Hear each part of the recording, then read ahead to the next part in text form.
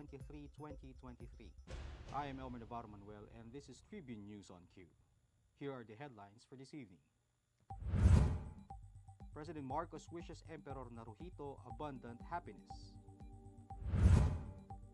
President Marcos agrees with use of digitalized farmer registry. Suspect in New Zealand national sleigh identified. DOH reports 115 new COVID-19 cases. Amihan to trigger rains in Luzon. Hot money net inflows up in January. And PSEi slips on Fed rate decision worries. For tonight's stories, President Ferdinand Marcos Jr. extended his well wishes to Japanese Emperor Naruhito for his 63rd birthday on February 23. Marcos wished the Emperor abundant blessings on his birthday and added that the Philippines is committed to maintaining the positive trajectory of its bilateral relations with Japan. The President recently went to Japan for a 5-day state visit where he met with Emperor Naruhito and Empress Masako and secured over $13 billion in contributions and pledges from investors. President Ferdinand Marcos Jr. agreed with the use of digitalization in the farmer registry and creation of the digital food balance sheet with the aim of developing the country's agriculture sector. On Thursday, Marcos had a meeting with agriculture sector of the Private Sector Advisory Council where he acknowledged the need to update the processes in the said industry. According to the PSEi, the digital FBS will include real-time data and accelerate change in the agriculture sector. It is seen to increase the income of smallholder farmers and result in additional government budget savings. One of the two suspects behind the killing of a New Zealand tourist has been identified, according to Southern Police District Director Police Brigadier General John Kirby Kraft on Thursday.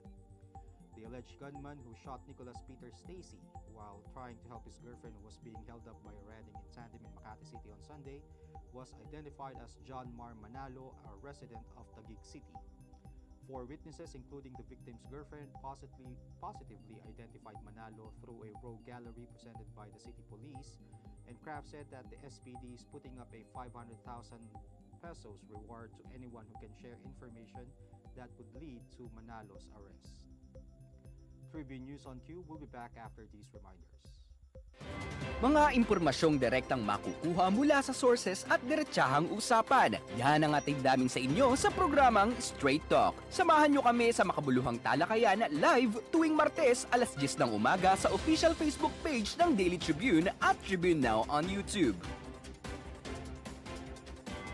Be updated sa news and happenings katribu. Hatid ng Daily Tribune sa inyo ang mga balitang napapanahon sa loob at labas ng bansa. Kami na ang bahala sa paghahatid sa inyo ng mga latest and reliable news. We got you covered sa programang Tribune News on Q. Mapapanood mula umaga hanggang gabi, Lunes hanggang Biyernes sa Daily Tribune Facebook page at Tribune Now on YouTube.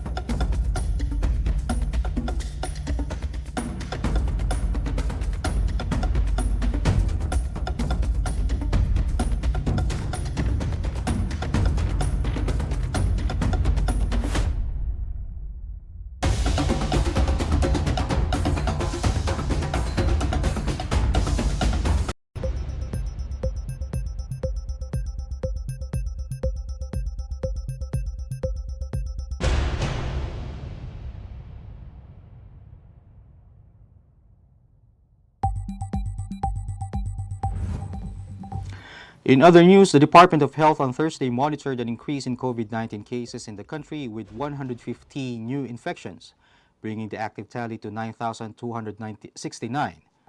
The nationwide tally stood at 4,075,812, including 4,480 recoveries and 66,063 deaths. The DOH said Metro Manila remained the region with the highest number of new infections, with 439 in the past 2 weeks. It was followed by Davao Region with 209 cases, Calabarzon with 174, Western Visayas with 101, and Central Visayas with 71.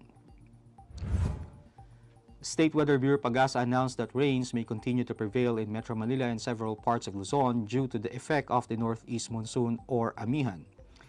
The Amihan is expected to bring cloudy skies with rains over Cagayan Valley, Apayao, Kalinga, Mountain Province, and Ifugao, as well as partly cloudy to at times cloudy skies with light rains in Metro Manila and the rest of Luzon. Partly cloudy skies with isolated rain showers and thunderstorms are forecast over Palawan, Visayas, and Mindanao due to localized thunderstorms. In business, short-term foreign investments registered with the Bangko Sentral ng Pilipinas posted higher net inflows in January despite less money coming in. The data released by the central bank showed that foreign investments registered with authorized agent banks posted a net inflow of $291.12 million in January, higher than the $92.95 million registered in December and $14.60 million in the same month last year. Gross inflows for the month stood at $1.003 billion, reflecting an 8.1% decline from $1.092 billion in December, with 62.8% going into securities listed on the Philippine Stock Exchange. And risk of sentiments continued to weigh on the local bourse, resulting in another negative close for the Philippine Stock Exchange Index, but the peso recovered against the greenback. The PSEi went down by 0.20% or 13.33 points to 6,685.90 at the closing bell. The broader all shares also went down by 20% or 7.16 points to 3,572.20. Volume reached 932.4 million shares, amounting to 4.35 billion pesos. Decliners led advancers at 90 to 85, while 39 shares were unchanged. Meanwhile, the peso regained its footing against the US dollar and closed the day at 54.87 from Tuesday's 55.18. That wraps up the stories tonight. Catch us again tomorrow only here at Daily Tribune's Facebook page. Again, this is Elmer Navarro Manuel and you're watching Tribune News on Cue. Stay safe, stay healthy, and stay at home. Good night, and God bless us all. Catch the latest news on our website, tribune.net.ph. Follow us on Facebook, Twitter, and Instagram. Subscribe to our YouTube channel, Tribune Now. Download the Daily Tribune app on Apple Store for iOS and Google Play for Android to get the latest and most comprehensive news online. Daily Tribune invites you to join its Viber community, Katribu, to get updates on the hottest news on politics, business, sports, lifestyle, and entertainment. Emoticons of the Tribune mascot Tarsito are available on our community Viber.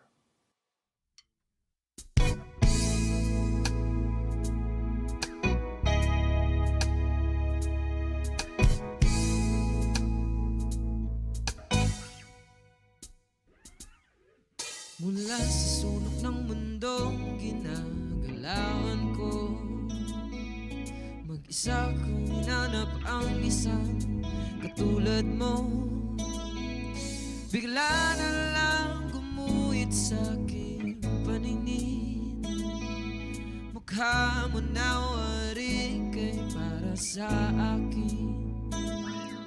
At do'y tinanong ko ang pangalan mo, sumagot ka naman sa'kin at sinabi mo, nakilala ka ng buo, nakilala ka at doon ay unti-unti nang nahulugang isa't isa.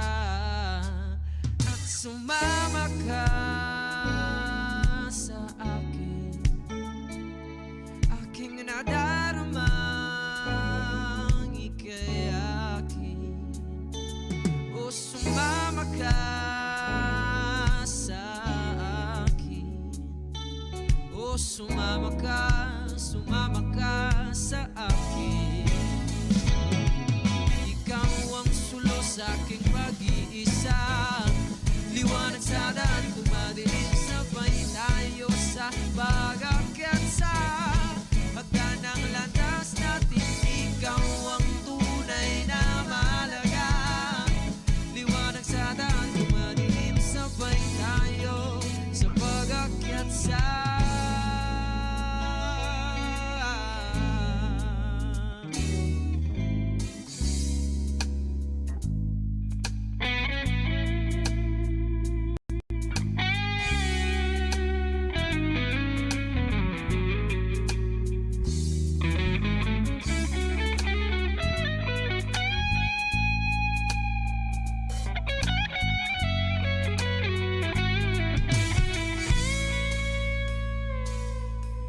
Subalit hindi pala magtatagal ito, pagkat ang nais mong ito ay magbago.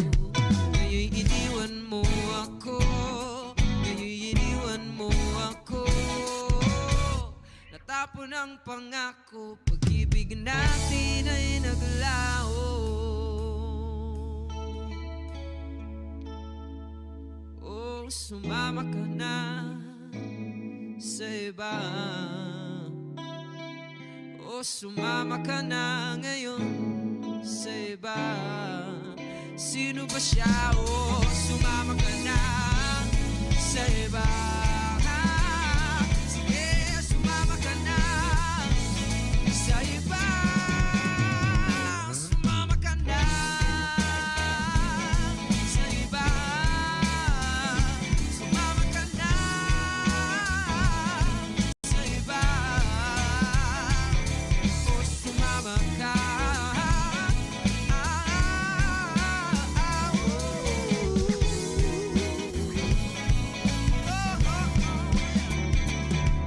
Kalimutan nang naiwan, kalimutan na ako, kalimutan